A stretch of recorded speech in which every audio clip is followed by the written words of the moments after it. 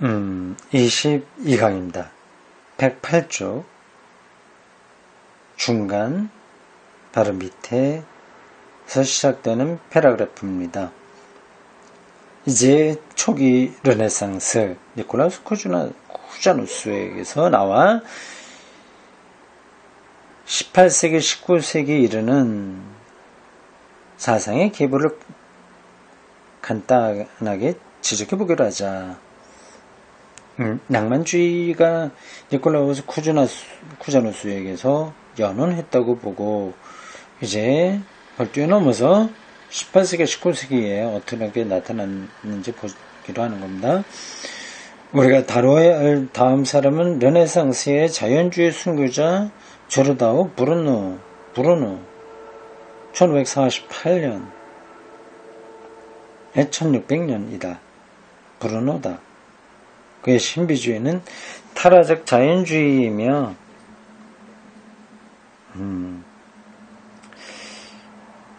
자연을 분석과 기술에 예속시키는 계산적 자연주의가 아니었다. 브루노는 우주의 열정을 거듭 강조했다. 이것이 그를 종교재판에서 죽음을 이끌었다. 순교당했어요. 이 사건은 일어날 수밖에 없었다. 왜냐하면 권위의 전 체계가 떨어짐의 원리, 무관여의 원리, 권위의 원리, 신과 인간 사이의 조정의 원리가 바탕하고 있기 때문이다. 이게 무슨 말인지 모르겠어요. 니콜라우스 쿠자누스의 신비적 내면성이 받아들여지지 않았다. 종교 권력과의 투쟁에서 지고 마른 거죠. 니콜라우스 쿠자누스는 조르다노 브룬노가 썼던 거의 모든 책보다도 더 위험스러운 책, 곧 신앙의 평화에 관하여를 썼지만 아무런 비난도 받지 않고 로마에서 가장 영향력 있는 추기경의 한 사람이 될 수 있었다. 참 역사의 모순입니다. 더 극단적인데도 잘 살았어요. 예, 클라우스 쿠자누스는. 근데 그의 뒤를 이은 브루노는 종교재판 받고 순교당했습니다. 정치적인 배경이 좀 달랐든지 아니면 그의 성격이 어떤 것이 더 극단적인 아니냐라기보다도 글의 문체 이런 것들이 사람들의 마음을 덜 거슬렸든지 여러 가지 이유가 있겠죠. 그는 이 책에서 하늘에서 이루어지는 신앙의 평화에 관해서 썼다. 하늘에서는 로고스이고 신적인 언어가 모든 종교에 임재하고 그래서 종교 사이의 싸움이 불필요하게 된다는 것을 가르치는 회의가 열린다.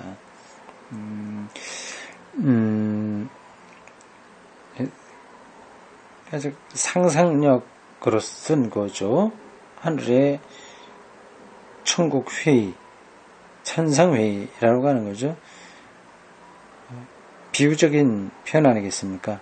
모든 종교의 특수한 표현을 초월하는 것에 근거한 평화의 이념은 위험스러운 이념이었다. 그렇죠? 이 땅의 교황청을 중심으로 한 추기경 회의가 상대화되니까요. 그래서 이슬람교와 마주침이 있는 일에 그리고 중세 그리스도교에서 유대교와 계속되는 신앙 논쟁 이래 줄곧 논의에 초점이 되어 왔던 과제를 다룬 것이다. 니콜라우스 쿠자누스는 초기 르네상스 시대에서 이와 같은 사상을 무사히 간직할 수가 있었다. 그러나 브루노는 반종교 개혁에 희생이 됐다. 종교개혁을 반대하는 운동이 로마 가톨릭 교회에서 크게 일어났어요. 그러니까 조금이라도 가톨릭 체계를 흔드는 것 같은 모습을 보이면 더 과격하게 반대 소리가 나온 거죠. 그래서 보통 때 같았으면 괜찮았을 텐데 그 시대가 반종교개혁의 특징이 있었기에 브루노가 종교재판을 받고 희생이 됐습니다. 그까들과 아마도 교회가 그의 열정적 자연주의는 신적인 것을 실제로부터 제거한 것으로 생각했기 때문이다. 열정적 자연주의.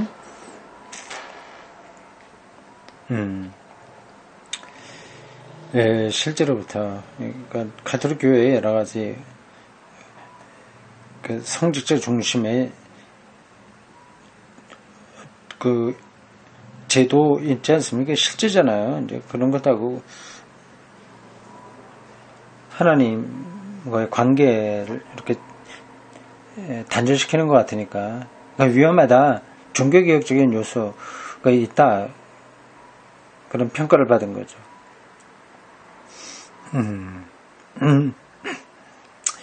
영국에는 조화의 원리의 위대한 대표자 샤프츠베리가 있다. 이 사람은 제가 이름을 잘 모르겠네요. 그는 조화의 원리를 자연을 유기적으로 해석하는 데 적용했다. 독일에서는 사상의 계보의 최대 대표자가 철학자 슐링이 아니고 고에테였다. 여기에서 우리는 다시 자연의 열정을 목격한다. 자연의 열정이에요. 낭만주의, 자연의 열정도 있네요. 당연히요. 유한과 무한의 일치를 말하니 자연은 신비로운 거죠. 그레타는 이 열정을 그의 시에서뿐만 아니라 그의 학문적인 자연 연구에서 나타냈다. 이것은 현대의 형태 이론을 게슈탈트 테오리 형태이론 단어를 보니 독일에서 나온 거예요. 게슈탈트 이건 형태 인물 여러 가지 뜻이 있는 독일어예요. 테오리는 영어인데 하여튼 게슈탈트라고 하는 독일어를 그대로 사용하는 그 철학 사조예요. 형태 이론을 대폭 선취하는 것이다. 이 이론에 따르면 자연은 따로 떨어져 있는 개별 원자의 인과적 집합이 아니고 여러 가지 구조가 모여서 이루어지고 있다. 우리는 이들 구조 곧 그 원리의 상을 자연에서 찾아내야 된다. 심리학의 영역에서 보면 융이 말한 원형 아르케타입 융이 말하는 원형에 해당한다. 괴테의 현상도 융의 원형도 모든 경험적 실제를 초월한 플라톤의 이데아나 에이도스의 컷으로 올라간다. 그래서 괴테에게는 니콜라우스 쿠자누스, 조르다노 브루노, 샤프츠베르 백작의 두드러진 특징이 결합되어 실제에 대한 하나의 이미지를 형성하고 있다고 우리는 말할 수 있다. 여기서요, 실제에 관한 하나의 이미지, 리얼리티에 관한 하나의 이미지, 여러 신학자, 철학자들의 그 사상들이 이 시인에게 결합돼서 그런 일이 일어났다는 겁니다. 그러나 이것은 19세기 후반에 경험과학에 의해서 정복되었다. 그러나 19세기, 20세기에는 경험과학에 대한 반동이 잇따라 일어났다. 보기를 들어 신비적 요소는 없지만 조르다노 브루노와 같은 탈화적 자연주의자 니체가 있었다. 그러니까 이게 신비가 부정됐다가 다시 또 다른 형태로 나타나고 그렇게 돼요. 근데 그 신비만이 아니라 자연에 대한 것, 인간에 대한 것, 역사에 대한 것, 시간과 모든 것들이 다 그렇습니다. 그게 똑같은 것이 다시 나타나는 건 아니나 다른 사상에 의해서 영향을 받으면서 또 새롭게 등장하게 되는 거죠. 앞에서도 말씀드렸습니다만 어느 사주가 어느 한 시대에 제한된 게 아니라 이미 옛날부터 다 있었다고 했지 않습니까? 그게 이제 새롭게 나타나는 거죠. 이게 니체에게도 탈화적 자연주의적 요소가 있었다고 하네요. 그게 이 니콜라우스 쿠자누스와 브루노 이런 사람들에게 있었던 열정적 자연주의적 열정 이런 것하고 연관된다고 봐야 되겠죠. 괴테에게는 자연에는 무한한 것이 내지 않는 사상이 확실히 있지만 그것은 무한과 유한 사이에 균형을 이루어 존재한다. 균형을 이루어한다. 특별한 얘기는 아니고요. 자연은 하나님의 창조니까 기독교 성서의 관점에서도 그건 중요한 겁니다. 우리는 이것을 괴테의 고전주의적 태도라고 부른다. 이것은 계몽주의와 전혀 반대되는 발전이었다. 계몽주의 해전 반대다. 왜 반대라고 할까요? 이 계몽주의에서는 무한 이런 건 별로 중요하지 않겠죠. 유한 이 세계 실제 이런 것들을 잘 살피고 분석하고 그 주관과 객관의 그런 것들을 잘 분석하면 된다고 생각한 거거든요. 근데 유한한 것 안에 무한이 들어와 있다고 해버리니 서로 입장이 다른 거죠. 자연에 대한 괴테의 태도에는 아직도 그리스 정신이 살아있다. 말하자면 모든 요소가 고전적 형태로 균형을 이루는 것이 그것이다. 그리스 정신의 한마디로 균형에 있는 거죠. 그래서 사람 몸도 균형 감각 있게 만들어집니다. 그 르네상스 시대, 그리스 시대로 돌아가는 거죠. 르네상스가 그 시대에 묘사된 육체의 아름다움은 균형이에요. 물론 이것은 어떤 의미에서 그 이상 불가능한 것이었다. 그리스도교의 바탕을 두면서 그리스로 돌아가려는 온갖 기도는 실패로 판명되었다. 결국 인간주의적이라는 비판을 받게 되는 거죠. 여러분은 돌아갈 수가 없다. 근대 휴머니즘은 그리스도교의 휴머니즘이 아직도 여전히 그렇다. 니체와 같이 휴머니스트 가운데 가장 안티 그리스도교적인 사람들도 니체가 실제로 그렇듯이 프로테스탄트 성직자의 아들인 경우가 종종 있다. 그러니까 그 안에 그리스도 신앙이 있다는 거죠. 그리스도교적인 실체가 전적으로 상실될 수는 없다. 쉘링이나 그 밖에 다른 사람과 같은 많은 고전주의적 사상가들이 프로테스탄트 목사의 집안에서 태어났다는 것은 우연이 아니다. 북유럽의 야만스러운 프로테스탄트 나라에 있는 프로테스탄트 목사들은 높은 문화를 지니고 있는 사람들이었다. 북유럽이요. 프로테스탄트는 유럽에서 북쪽의 나라에 주로 많습니다. 남쪽엔 별로 없죠. 로마, 프랑스, 스페인 이런 데는 없고 독일 북쪽입니다. 때때로 그들은 단순하게 돌아가려고 마음먹을 정도로 그리스 정신에 붙잡혀 있었다. 그러나 그것은 그게 결코 불가능하다. 왜냐? 그리스도교 사상이 밑바탕이 있기 때문입니다. 저도 저 스스로에게 이제 그런 걸 느낄 때가 있습니다. 이 자연과 일상, 여기에 깃든 하나님의 섭리 혹은 신성, 하나님 경험, 그거를 얘기하면서도 그것에만 머물지 않고 이제 그리스도 사건으로 돌아가게 되거든요. 이게 늘 긴장에 있습니다. 긴장이요. 보편적인 자연적 신앙과 특수한 그리스도에 대한 신앙, 이것이 어느 한쪽으로만 쏠리지 않는다고 하는 거죠. 한쪽으로 쏠리지 않는다기보다도 이게 어떤 관계로 묘사를 해야 정확할지는 모르겠습니다. 그리스도 신앙이 큰 원이라고 한다면 그 안에 자연주의적인 신학, 그게 들어있다고 봐야 되겠죠.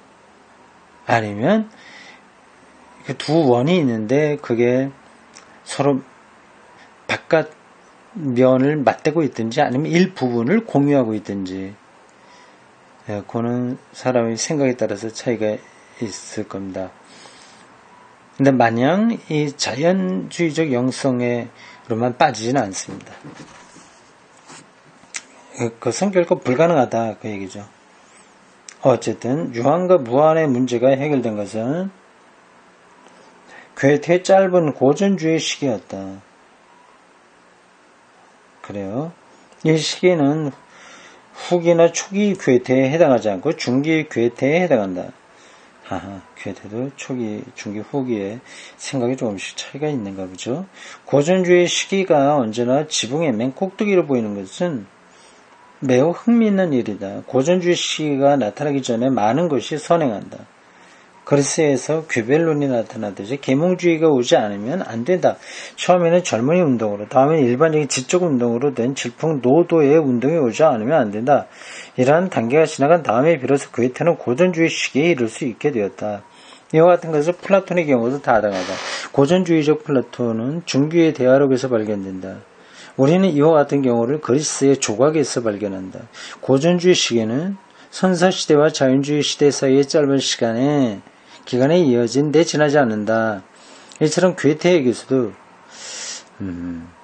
고전주의를 나타낸 시기는 그의 생애의 짧은 기간이 지나지 않았다. 고전주의를 뚫고 낭만주의가 나타났다. 고전주의를 뚫고 낭만주의가 나타났다. 고전주의요. 그리스 고전주의를 얘기하겠죠. 균형 있는, 조화 있는 그런 거를 추구하는 겁니다. 그래서 뚫고 낭만주의가 나타났다. 여기서도 낭만을 단순히 감정에 치우친 낭만으로 생각하시면 안 됩니다. 무한과 유한의 특별한 관계에 주목하는 거예요. 낭만주의는 모든 유한한 지식을 넘어서 무한자의 생동력에 의해서 유한과 무한의 균형을 무너뜨린다.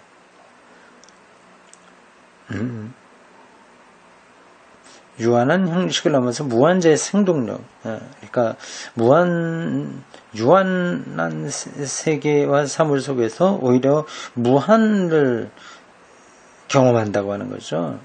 이게 적당하게 균형으로 어느 쪽으로 치우치지 않는 상태로 있는 게 아니라 결국은 무한이 유한을 포함해버리는 상태가 되는 겁니다. 나이가 들면서 점점 그렇게 갈 것 같아요. 자기 몸, 자기 인생살이 모든 그런 것들은 유한이거든요. 그것도 중요하고 이 안에 어떻게 무한이 나타나냐 하는 것, 잘 균형 있게 살아야 되지만 결국은 이 유한이 무한에 포섭되어 있다고 하는 것에 비중을 더 둘 수밖에 없습니다. 균형이 무너진다. 괴테에게서 그렇게 나타났다. 그 얘기입니다.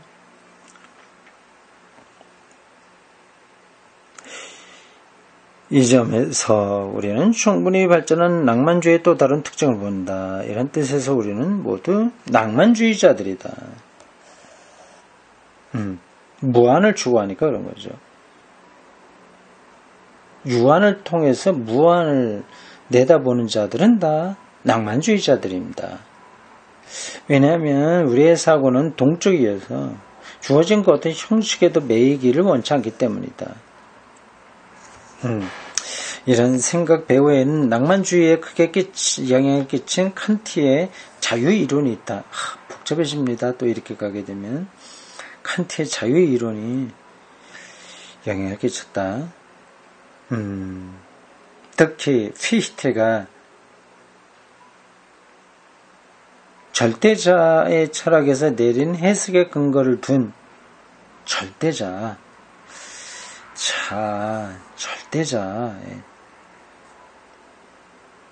칸트의 자유이론이 그 배후를 이루고 있다.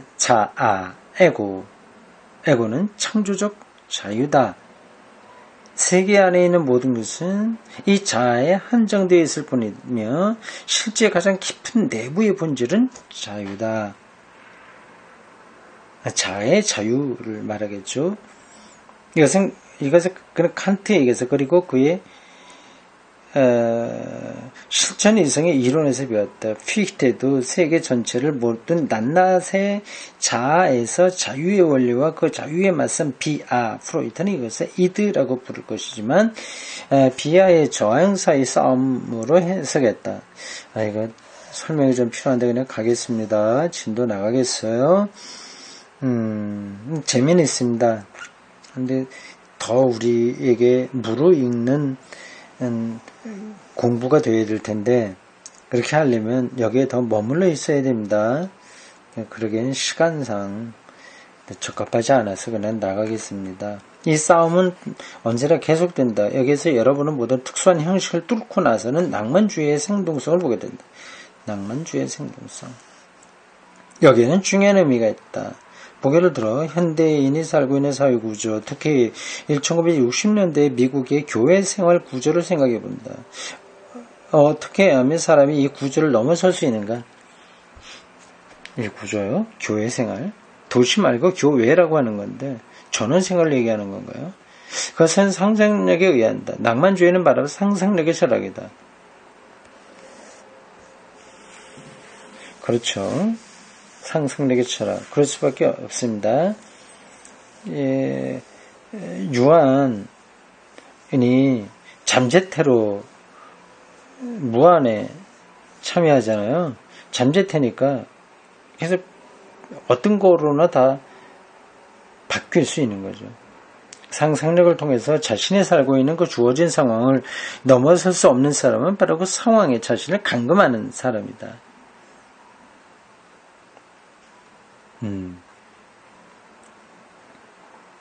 뭐 이런 점에서는 기독교 신앙은 기본적으로 낭만적이라고 할 수 있습니다. 하나님 나라에 대한 무한한 상상력이 그 신앙의 추동력이지 않습니까? 그 하나님의 다스림을 생각하지 않고 혹은 그것을 우리 삶에 제한시키면서 기독교 신앙은 성립되지 않는 거죠. 이 낭만주의가 이렇게 대단한 세계 이해의 한 접근 방식이라고 하는 것을 우리 새롭게 배우고 있습니다. 아주 큰 공부였어요. 이런 점에서 이 폴 틸리도 낭만주의자라고 할 수 있습니다. 그런데 여기서 뭐 우리 모두가 다 낭만주의자라고 하지 않습니까? 그게 얼마나 현실적인 낭만주의냐 하는 게 중요하겠죠. 아무 근거도 없이 상상력에만 떨어진다면 그것도 좀 웃기는 얘기죠. 그러니까 미친 거하고 상상력의 사람하고는 종이 한 장 차이일 겁니다. 미국은 낭만주의 시기를 실제로 가지지 못했다. 얼마 전 영국에서 들여오긴 했지만 교양에 있는 사람의 생활 전체에는 별로 영향을 끼치지 못했다. 이것은 상상력을 과소평가했고 상상력을 고갈시키는 결과를 가져왔다. 미국의 정신세계가 근본주의, 청기도, 퓨리타니즘이니 상상력이 비집고 들어갈 틈이 있나요? 안 되죠. 상상력만이 주어진 상태를 초월할 수 있고 모든 순간에 주어진 무한의 잠재력을 알아차릴 수 있는 것인데 말이다. 이런 까닭으로 여러분은 여기 미국에서 낭만주의가 상상력과 자유를 강조하는 것으로 하여 유한을 이긴 무한의 승리에 대한 또 하나의 결과를 보게 될 것이다. 그러나 이 무한은 니콜라스 쿠자누스의 경우처럼 오르고 내리는 이른바 수직적 차원에서가 아니면 비록 우주에 열정가 있다 하더라도 다소간 정적인 방식으로 신적인 것이 개인 안에 임재하는 것으로 존재하는 것도 아니었다. 그러나 현대의 낭만주의는 현대 세계의 바로크 시대를 등에 업고 있다. 바로크 시대.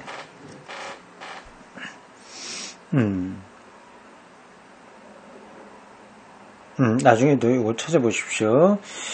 우리는 수평적 차원으로 나아가는 생동력을 가지는 것이었다. 이래서 이 무한자는 위의 무한자일 뿐만 아니라 앞으로의 어버브만 아니라 어헤드의 무한자로서 그때그때 새로운 순간에 새 창조의 무한한 가능성을 제공한다.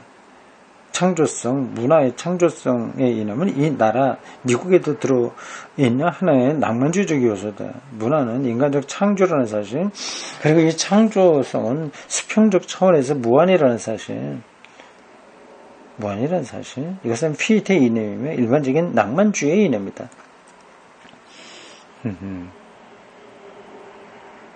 그렇죠. 이러한 낭만주의가 없다면 우리의 삶은 고착화되죠. 어쩌면 미국의 서부 개척의 역사, 이것도 낭만주의적인 요소가 있는 거 아닐까요? 한번 그렇다고 봐야 되겠죠. 혹은 달나라 탐사하는 거, 미국이 사람 유인 우주선을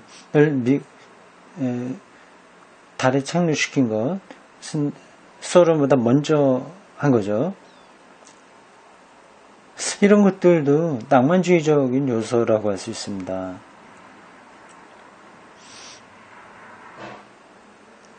요즘 남북한 관계가 전향적으로 발전하고 있고, 동북아의 이 새로운 질서가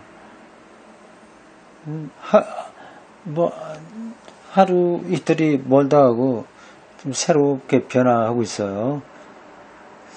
이런 것도 낭만주의적인 상상력이 있으니 가능한 거 아니겠습니까? 그냥 현재 상태가 다 좋아. 이게 다야 생각한다면 그냥 거기에 머물러 있게 되는 거겠죠.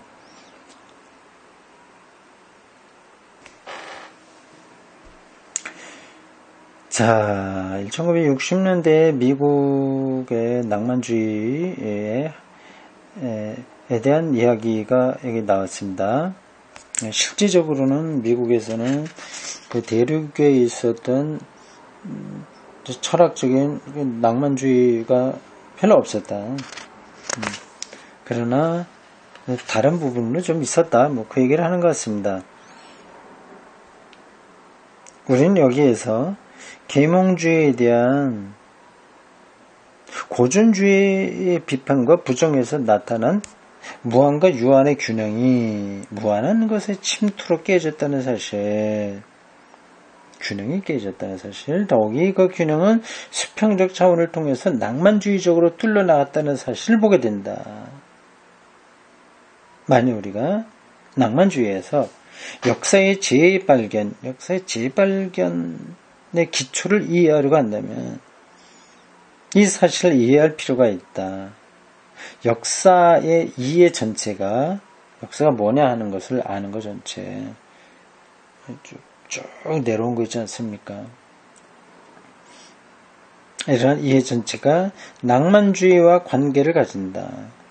그렇죠. 유한과 무한, 무한과 유한, 그 관계에서 역사가 발전해 온 거죠.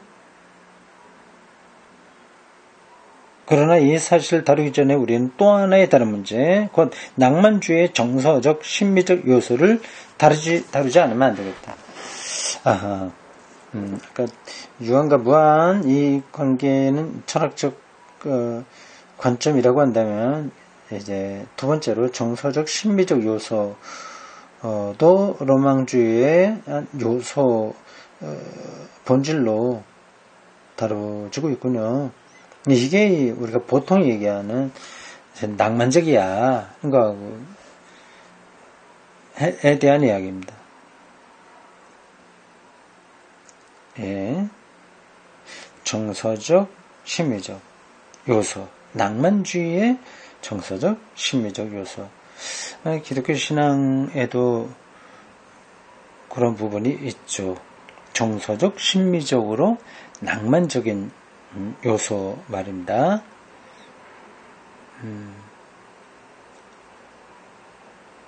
그런 게 어떻게 나타나는가 다음 시간에 보도록 하겠습니다. 고맙습니다.